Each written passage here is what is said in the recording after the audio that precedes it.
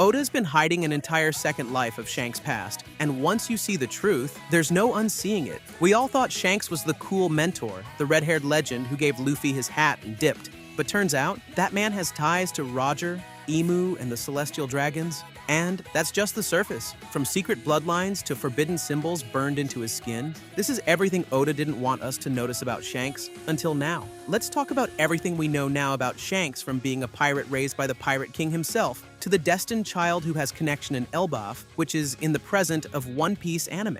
So here's something that almost nobody realized the first time watching One Piece. Shanks wasn't just some ambitious young pirate with a cool straw hat. He was literally on Gol D. Roger's ship. Yeah, that Roger, the Pirate King himself. And not only that, he wasn't alone. Buggy was there too, and both of them were just kids, running around the deck of the most legendary pirate crew in history. I mean, imagine growing up in that kind of environment, watching legends set sail, listening to Roger and Rayleigh talk about the secrets of the world like it was casual banter. But this little detail changes everything about how we understand Shanks, because that hat he gave to Luffy, that wasn't just a gesture, that was Roger's hat, the symbol of the Pirate King's will.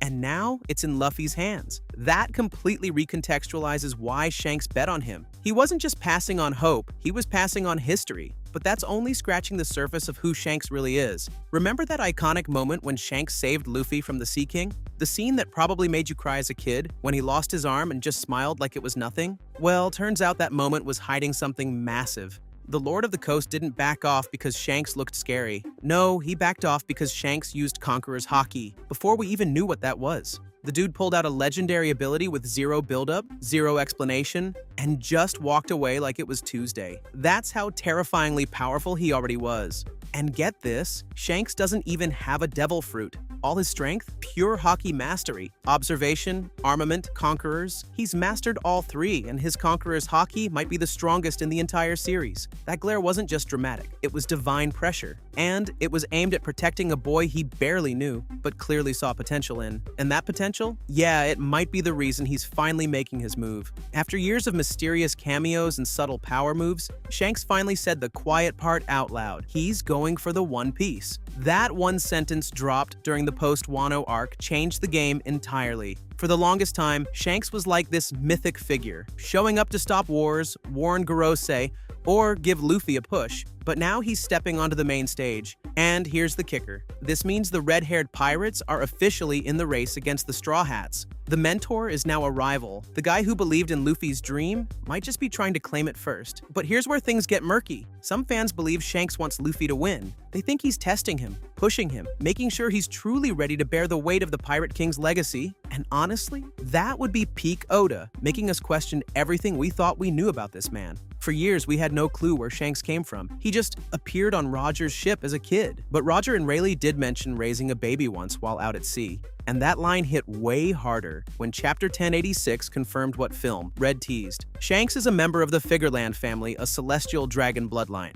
That's right, the most down-to-earth, I'll lose my arm for a kid pirate in the series is royalty. He's literally from the Holy Land, but instead of embracing that status, he threw it away. He didn't just run from privilege, he chose the sea, which, looking back, explains why the world government treats him so differently. Why he could just stroll into a meeting with the five elders. Why they listen. Because they know exactly who he is, and who his family really is. And that family? Oh, it gets dark real fast. So now we know that Shanks' father isn't just any noble. He's Saint Figarland Garling, the leader of the God's Knights. The dude is terrifying. He literally hunted people for sport back during the God Valley incident. He was the champion of a Celestial Dragon gladiator arena. And now, after Saturn's death, Garling got promoted to the warrior god of science and defense, making him one of the top figures under Imu. This man is essentially a dark mirror of Garp, if Garp had chosen status over justice, and that means Shanks grew up in the shadow of a blood-soaked tyrant, and rejected everything about him. Luffy's mentor, the man who inspired his journey, is the son of the most dangerous celestial dragon alive. That's absolutely insane. But just when we thought we had it all figured out, Oda dropped a twin. Back when Shanks casually met with the Gorosei, fans lost their minds. How the hell was an Emperor of the Sea casually talking to the leaders of the world like they were old friends? Some people thought it was a clone. Others thought Shanks was a double agent. But nope, turns out that wasn't our Shanks. It was his twin brother, Figarland Shamrock. He's not just a celestial dragon, he's the commander of the gods' knights. Unlike Shanks, he embraced the corrupt legacy of their family.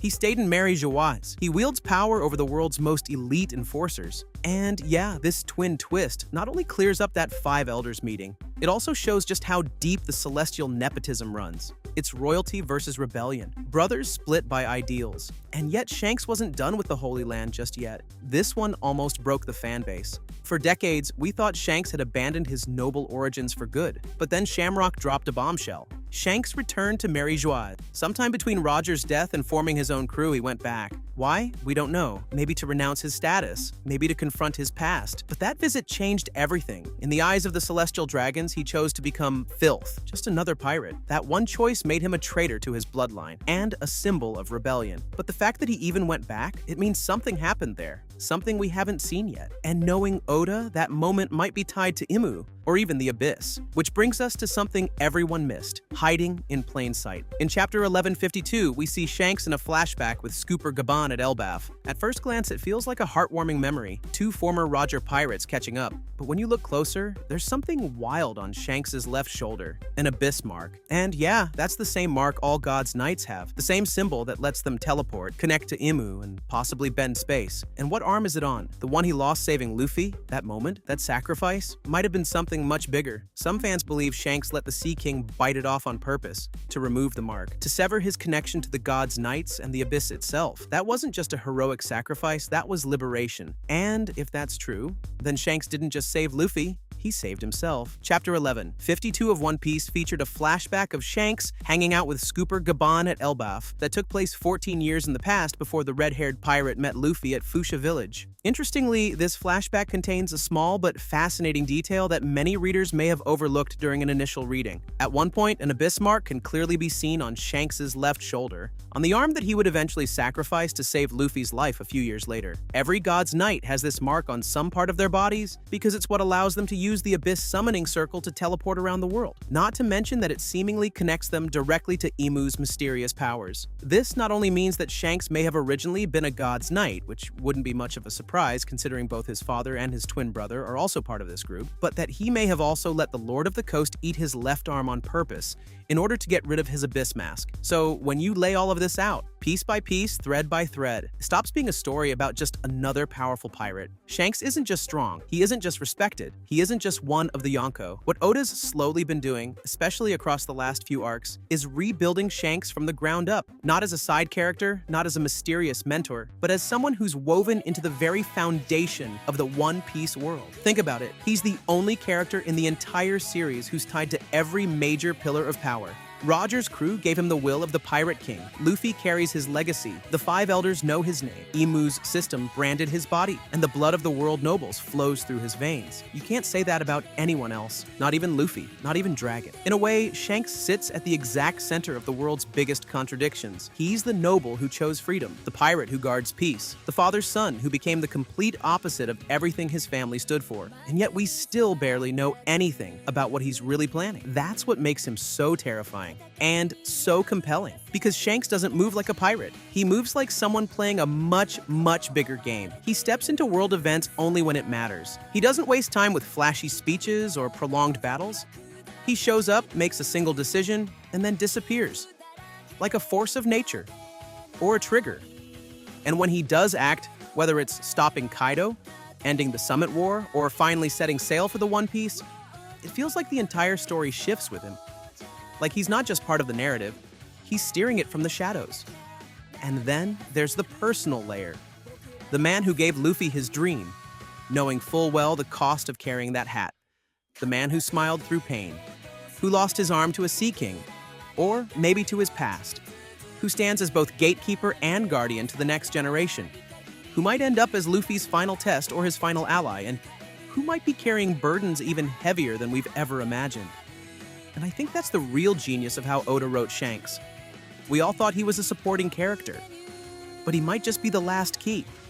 The final link between the pirate era and the truth behind the Void Century, the Celestial Dragons, and Imu's twisted world.